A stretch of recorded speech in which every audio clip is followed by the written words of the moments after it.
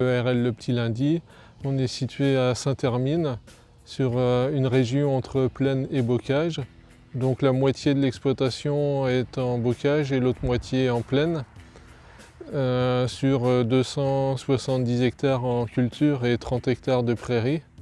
Les prairies sont en agriculture biologique et les 270 hectares sont conduits donc en agriculture de conservation des sols. Depuis 3 ans. En fait, depuis 25 ans, on ne laboure plus et on est venu progressivement au système de semis direct sur les parcelles. Oui, le groupe Tank 1000 fermes, c'était par rapport au désherbage, essayer d'économiser en phyto et par rapport à l'environnement, et essayer de voir les problématiques qu'on pourra rencontrer dans le futur, quoi, par rapport aux restrictions des phytos. Pour diminuer les phytos, on essaie de faire des rotations plus longues et de trouver des nouvelles cultures. Comme on va peut-être remettre en place du lin, avoir un assolement plus long et avoir des produits phytos différents pour contrer les mauvaises herbes et avoir des dates de semis différentes. Quand on peut mettre du maïs dans la rotation, ça permet d'utiliser d'autres produits phytos qui permettent de maîtriser des plantes qu'on n'arrive pas à maîtriser forcément dans d'autres cultures, quoi, comme les problèmes graminés dans le blé, les raigreurs résistants. Oui, on a plutôt baissé en fongicides.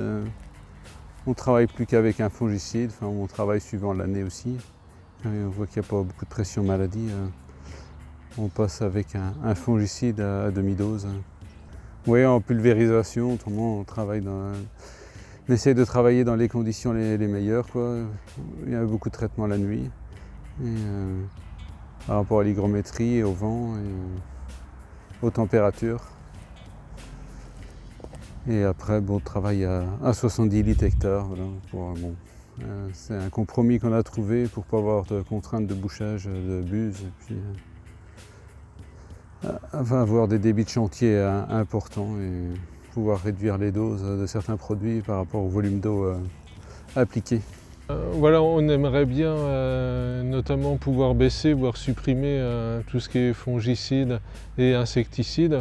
Le souci, on sait que si on supprime totalement fongicides et insecticides, on va être impacté sur les rendements et sur les revenus.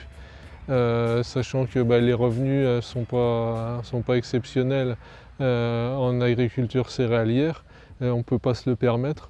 Et donc ce qu'on souhaiterait, c'est une valorisation de notre produit qui nous permettrait justement de compenser un manque de rendement lié à la suppression d'insecticides et fongicides sur notre exploitation.